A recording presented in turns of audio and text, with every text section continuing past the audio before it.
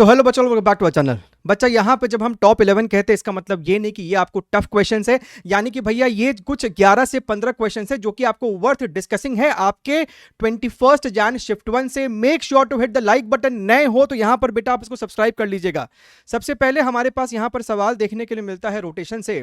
हमको यहाँ पर कहता है कि भैया इसका मास m है, इसका लेंथ l है, राइट। सिमेट्रिकली आपको ये हैंग्ड है, इस धागे को आपने काट दिया। जैसे ही तुमने इसको काट दिया है, ये जो पूरा रॉड है ना, इस वाले पॉइंट के अबाउट इंस्टेंटेनियस रोटेट करना के लिए शुरू करने वाला है।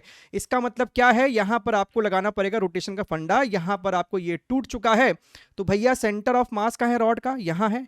तो यहां से हमको mg पास करेगा। धागे में टेंशन पूछा है तो इसको t मान लेते हैं, ठीक है। इस समय आपको सेंटर ऑफ मास का कुछ एक्सेलरेशन होगा a, और इस प्रकार से इसके पास एक एंगुलर एक्सेलरेशन होगा अल्फा। तो भैया लीनियर इक्वेशन हम लिखेंगे यहां पर mg minus T is equal to mass into acceleration, और एक हम लोग लिखेंगे टॉर्क का equation about this point b। Tension यहीं से पास कर रहा है तो इसका कोई टॉर्क होगा नहीं, यानी कि mg का टॉर्क लिखेंगे mg into L by two. ये लेंथ मेरा कितना है l by two, this is equal to I into alpha. इस वाले एक्सिस के about moment of inertia rod का कितना हो जाएगा, ml square by 3 into your alpha, right. लेकिन अब यहां पर ध्यान से देखिएगा, आपका जो a है ना, that is equal to your alpha into what, l by two. This is your l by two. तो अल्फा को हम लोग लिख सकते हैं 2a बाई l। तो यहां पर अल्फा की जगह लिख दिया हमने 2a बाई l। अब अगर हम ध्यान से देखें तो भैया l l l मेरा यहां पर कट जाने वाला है, तो मेरे पास क्या बच रहा है यहां पर, I can see this is your, अच्छा m भी यहां पर कटेगा क्या, m भी मेरा यहां पर मर रहा है। सो मेरे को यहां पर देखने के लिए मिल रहा है a is equal to 3g divided by 4। अब इस इक्वेशन में आ जाओ, mg minus T is equal to 3mg by 4, यानी टेंशन मेरे को निकल के आ रहा है mg by 4, which is your option number D. अगला सवाल मेरे पास यहां पर है। अब ये देखो, ये आपको सेम टू सेम सवाल है जो कि हमारे पार्ट 1 क्वेश्चन नंबर 4 था, उस 75 क्वेश्चन वाले सेशन का। इसका लिंक हम नीचे लगा देंगे। इसमें आपको मैग्नेटिक फील्ड था, यहां पर इलेक्ट्रिक फील्ड है, उससे कोई फर्क नहीं पड़ता है। आपके पास यहां पर दो अलग अलग फ्रीक्वेंसी है। हमसे पूछता है भैया फोटो इलेक्ट्रिक में मैक्सिमम काइनेटिक एनर्जी कब एमिट होगा, तो भैया और उसकी वैल्यू कितनी होगी, वो तो तब होगा ना भैया आपका maximum kinetic energy is equal to h into frequency incident minus your work function. Frequency maximum इस वाले केस में होगा, राइट। तो frequency is equal to omega by 2 pi minus your work function. अब आपको यहां पर सिर्फ डेटा को सब्स्टिट्यूट करना है। तो h की value 6.6 10 to the power minus 34 सवाल में मेरे ख्याल से दिया हुआ है। ओमेगा की वैल्यू ये लेंगे हम लोग 12 into 10 to the power 15 divided by 2 into 3.14, लेकिन ये हुआ है जूल्स में अभी हमारे पास। तो 1.6 10 टू द पावर माइनस 19 से डिवाइड कर देंगे। ये हमको हो गया अब इलेक्ट्रॉन वोल्ट में। वर्क फंक्शन भी हमको दिया हुआ इलेक्ट्रॉन वोल्ट में, यानी कि माइनस 2.8। इसको बस सिंप्लीफाई करना है, तो ये वाला ऊपर जाएगा तो 10 टू द पावर 34, ये इसको काट देगा। अब यहाँ पे थोड़ा बहुत अप्रोक्सीमेशन लेना पड़ सकता है। ऑप्शन आपको काफ़ी दूर दूर ही हमको देखने के लिए मिल रहा है। ये आपको तकरीबन 6.28 है, तो ये इसको मारेगा ना तो लगभग 1 पॉइंट समथिंग आएगा। और ये मेरे पास 1.6 है, ये इसको मारेगा तो भैया ये आपको तकरीबन 8 के आसपास आएगा। सो समथिंग अबाउट 8 माइनस 2.8 जो है वो समथिंग 5 पॉइंट समथिंग देगा। मेरे ख्याल से ऑप्शन नंबर डी सही होना चाहिए। बाकी अप्रोच पे आपको ज्यादा इस समय फोकस करना है। फॉर्मूला बेस्ड क्वेश्चन था। आपके पास कंपाउंड माइक्रोस्कोप है, नॉर्मल एडजस्टमेंट के लिए हमसे यहां पर मैग्निफिकेशन पूछ रहा है। ये हमारा उसका फॉर्मूला है। फॉर्मूला देख लीजिए, रट लीजिए फिलहाल के लिए। सो लेंथ ऑफ ट्यूब जो है वो हमको दिया हुआ है 32 सेंटीमीटर। कैपिटल डी हमको हो जाएगा 25, right. Least distance of distinct vision, FO मेरा 2 है, ये मेरा 4 है, तो ये मेरे को 100 निकल के आ रहा है। तो ये आपको मेरे ख्याल से इंटीजर टाइप सवाल रहा होगा, तो इसका जवाब 100 हो जाएगा। यहां पर अगेन रे ऑप्टिक्स का सवाल है। Uh 2 millimetre diameter beam to be change to 14 millimetre dia beam using combination of 2 convex lens. Focal length पहले वाले का 40 mm है, तो दूसरे वाले का कितना रहा होगा। आपके पास एक कॉन्वेक्स लेंस है ऐसा, आपके पास यहां पर एक और कॉन्वेक्स लेंस है, आपके पास ये एक बीम है जिसका जो डायमीटर है वो हमको दिया हुआ है 2 मिलीमीटर। ये आपको इस प्रकार से फोकस पे अपने कन्वर्ज करता, ठीक है। अब हम चाहते हैं कि भैया जब इससे रिफ्रैक्शन हो तो वापस से वो एक पैरेलल बीम बन जाए जिसका डायमीटर होना चाहिए हमको 14 मिलीमीटर। तो हम चाहते हैं कि भैया ये जो पॉइंट हो इस वाले लेंस का फोकस ही होना चाहिए, ताकि जब वो यहां से ऐसे जाए, जब वो यहां से ऐसे जाए तो वापस से ये आपको पैरेलल हो जाए। तो कहने का मतलब है कि सर ये वाला जो डायमीटर है ना ये 14 मिलीमीटर है। अब ये सवाल आपको हो गया है सिमिलर ट्राइंगल्स का। भैया तुम्हारे पास यहां पर ये वाला ट्राइंगल है, ट्राइंगल ए बी सी, ये ले लो डी और ये ले लो ई। तो A B C is similar to triangle D C E. तो आप लिखो यहां पर 2 डिवाइडेड बाई ये आपका पहले वाले का फोकल लेंथ है जो कि हमको दिया हुआ है 40। सो 2/40 इज इक्वल टू ये विड्थ है हमको 14 और ये वाला फोकस हो गया f। तो हमको ये सॉल्व करना है, ये हो जाएगा 20, यानी कि f की वैल्यू आपको हो जाएगी यहाँ पर 280 मिलीमीटर। कमेंट करके बताइएगा कि जिन्होंने पेपर दिया है क्या यही आंसर था। ठीक है, डेटा आपको इधर उधर हो सकता है लेकिन अप्रोच समझ लीजिए। स्टैंडर्ड सवाल है आपको वेव ऑप्टिक्स का, इंटरफेरेंस का। यहां पर आपने एक लगा दिया है फिल्म जिसका थिकनेस टी है, जिस कारण से सेंट्रल मैक्सिमा ऊपर वाई डिस्टेंस से शिफ्ट हो गया है। हमको वाई दिया है, सब कुछ दिया है, हमसे इस वाले फिल्म का थिकनेस पूछ रहा है, स्लैब का थिकनेस पूछ रहा है। सो बेसिकली क्या होता है, ये जो आपका स्लैब है ना वो आपको पाथ डिफरेंस लेके आता है μ-1 इंटू टी का, और उतना ही पाथ डिफरेंस बेसिकली बैलेंस हो रहा है ये जो आपको शिफ्टिंग हुआ है, this is your D sine theta. तो यहां पर इसका बच्चे फॉर्मूला भी रटते हैं, वो भी हमको आपके हमारे फॉर्मूला मैराथन में या फिर इंटरफेरेंस वाले में आपको मेंशन्ड है डी। और चूंकि थीटा बहुत छोटा होता है तो उसको टैन थीटा बोल देते हैं हम लोग, और टैन थीटा आपको हो जाएगा y divided by this your d। So this is your y by d। तो यहां से t की वैल्यू हो जाएगी dy upon d into μ-1। So small d की वैल्यू है 0.1 सेंटीमीटर। सबको मीटर्स में कन्वर्ट कर दो तो ये हो जाएगा 10 टू द पावर -3। y हो जाएगा हमको 2 into 10 to the power -3। Capital D मेरे को 50 इंटू 10 टू द पावर -2, और ये हमको हो जाएगा 1/2। तो ऊपर मेरे को 2 चला जाएगा। तो यहाँ से हमको देखने के लिए मिल रहा है ये हमको हो जाएगा 10 टू द पावर -1 एंड ये हमको है बेसिकली 4। तो यहाँ पर एक 10 छोड़ दो और ये हमको हो जाएगा 0.8, यानी कि भैया 0.8 इंटू 10 टू द पावर -5, यानी कि भैया 8 माइक्रोमीटर। आप बता सकते हैं कि क्या इसी टाइप का कुछ आंसर था या नहीं था। इसका डेटा मेरे पास एग्जैक्टली नहीं है लेकिन सवाल ऐसा ही था। इलेक्ट्रोस्टैटिक्स का सवाल बोल दो या फिर मॉडर्न फिजिक्स का बोल दो। आपके पास एक अल्फा पार्टिकल है, आप इसको इन्फिनिटी से फेंकते हो विद सम स्पीड v।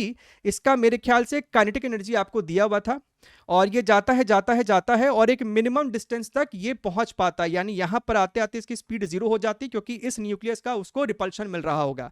इसका आपको z वैल्यू 79 दिया है, यानी कि भैया ये इनिशियल है ये फाइनल है। आप यहां पे लगाओगे बेसिक एनर्जी कंजर्वेशन, राइट। मेरे ख्याल से ये सवाल थोड़ा सा कैलकुलेटिव था।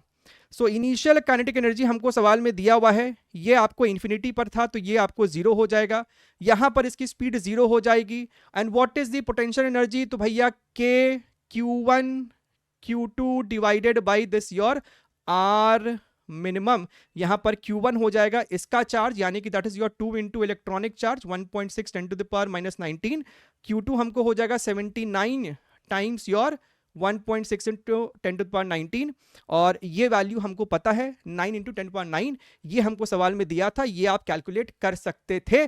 कैलकुलेशन इसमें जरूर है आपको एग्जामिनेशन के अंदर। और देखिए ये सवाल तो भैया क्या है ना, आपको है चुटकियों का। अगर तुम पेपर में ध्यान देके सॉल्व करो, सब कुछ यहीं से, आपको कुछ भी बाहर से नहीं है। Circular loop of area 1 metre square, field इतना है, फील्ड इसके परपेंडिकुलर ही है। उस लूप का रेजिस्टेंस मेरे ख्याल से इतना है। Average thermal energy dissipated in 1 time period is this much. तो भैया हमको जो फ्लक्स होगा that is equal to B into area. तो ये हमको हो जाएगा, एरिया तो 1 ही है तो ये घूम फिर के साइन 100t ही हो गया। So EMF induce is equal to d∅dt, यानी कि साहब 100 cos 100t। तो करंट जो हो जाएगा जो उसमें फ्लो करेगा that is equal to your E by resistance, तो भैया ये 100 से डिवाइड करोगे तो कुल मिला के आपको cos 100t ही बचेगा, यानी यहां पे आपको 1 है।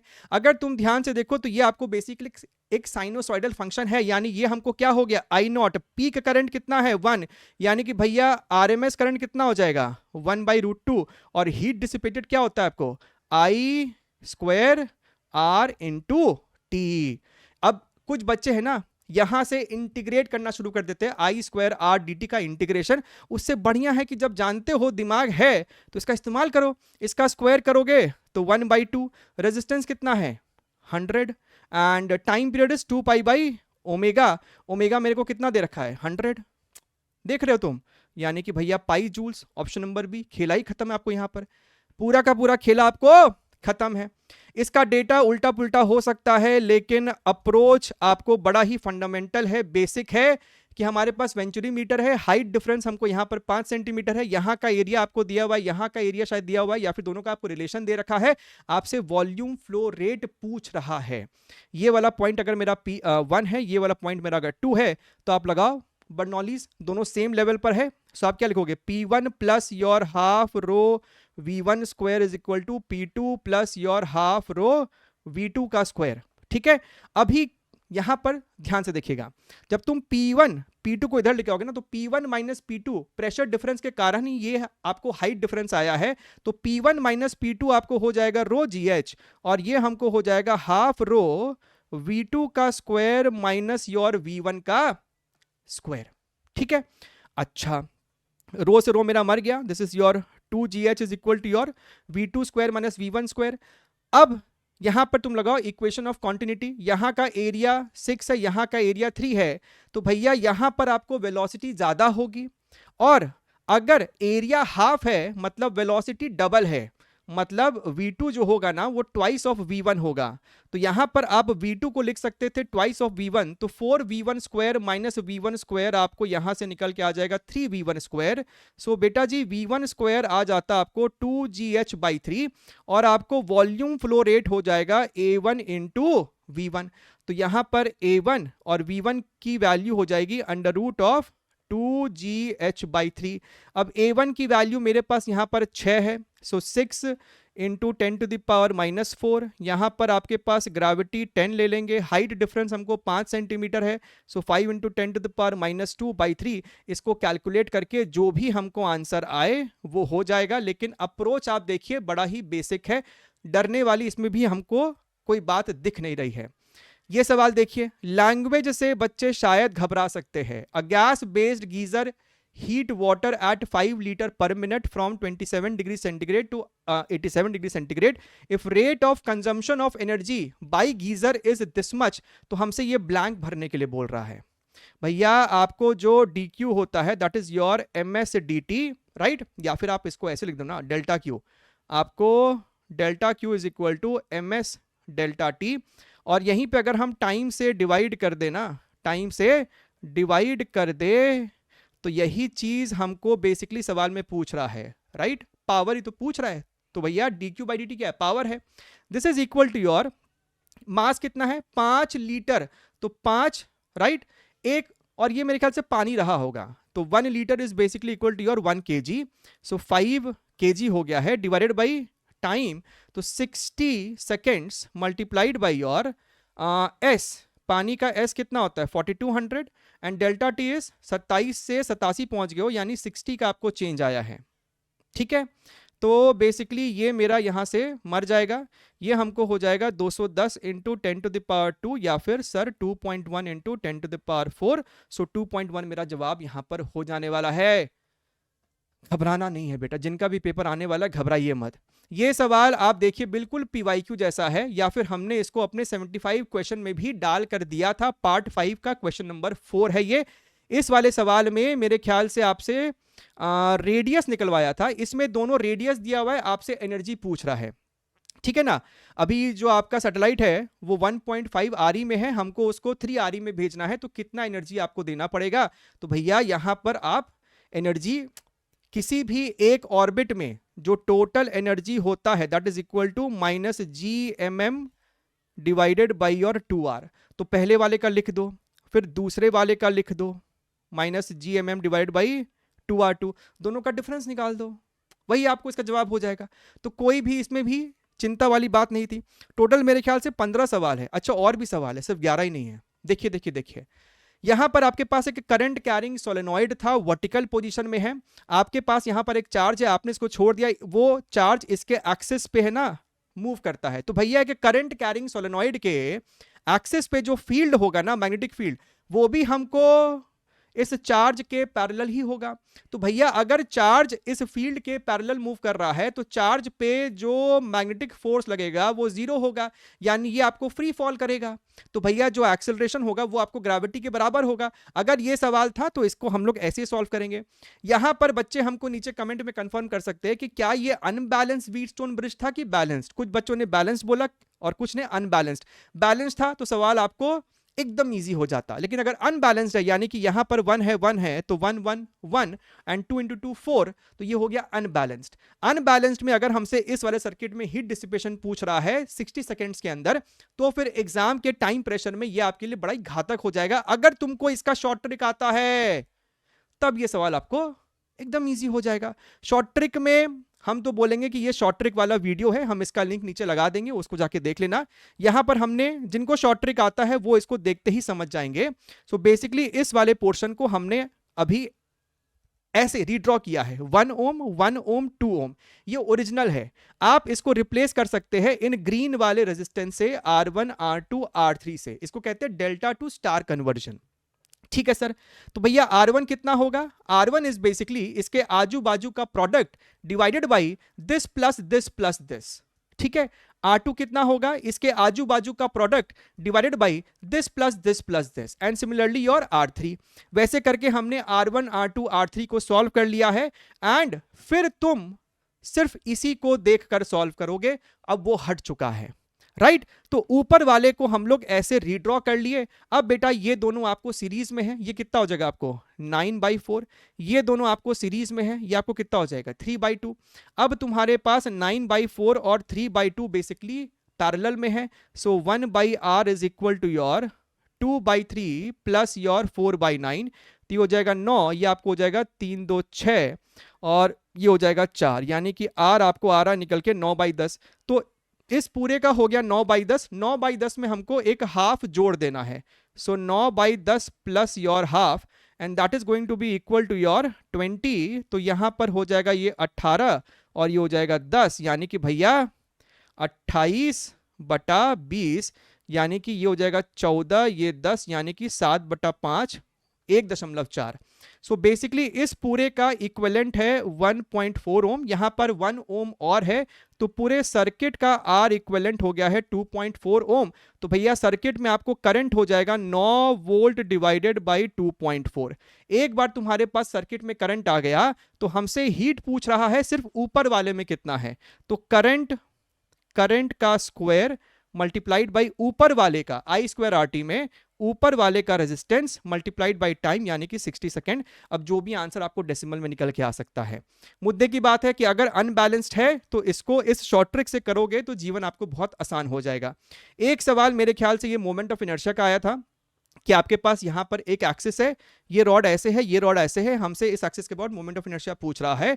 तो भैया आप सबसे पहले इस वाले रॉड को देखेंगे, समझना टोटल मोमेंट ऑफ इनर्शिया इस वाले रॉड का है ml²/3, ये तो डायरेक्टली फॉर्मूला है, प्लस ये वाले रॉड का इस एक्सिस के अबाउट है तुमको बेटा ml²/12, और हमें यहां पर शिफ्ट करना पड़ेगा। तो ये दूरी मेरे को l है, तो md² प्लस md², तो इसको जोड़ दो 12।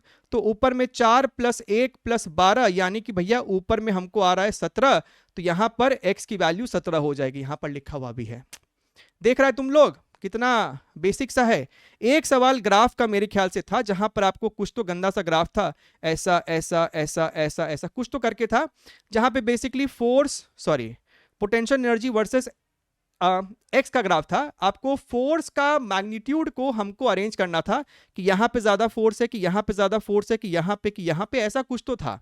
तो भैया आपको जो फोर्स होता है that is minus D you by D x, इसका सिर्फ मैग्नीट्यूड देख लो।